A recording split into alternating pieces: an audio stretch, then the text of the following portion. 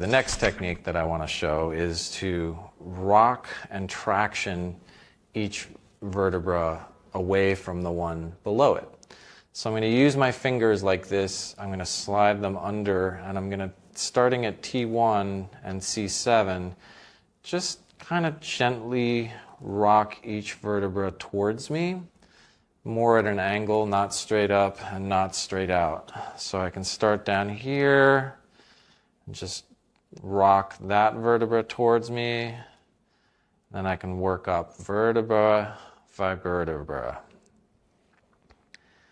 Vertebra by vertebra. Words is hard. At a certain point, if this doesn't feel right on your fingers, you could switch and do it on the sides of the vertebra. And basically, I'm just trying to rock and traction each one below, from the one below it. And again, the goal here is, do I have a good cervical curve? The more I can create a good cervical curve, the more all the muscles in the neck, back, and shoulders go into slack and relax.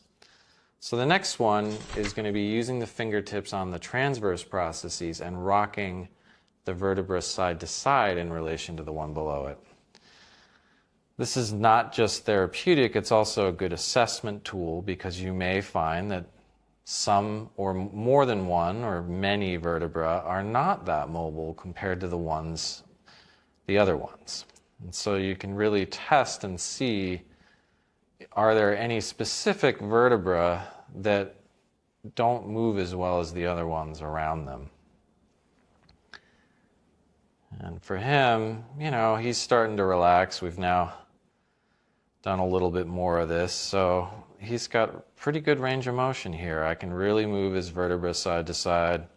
He's not really resisting, and we are now starting to really get a nice head bobble.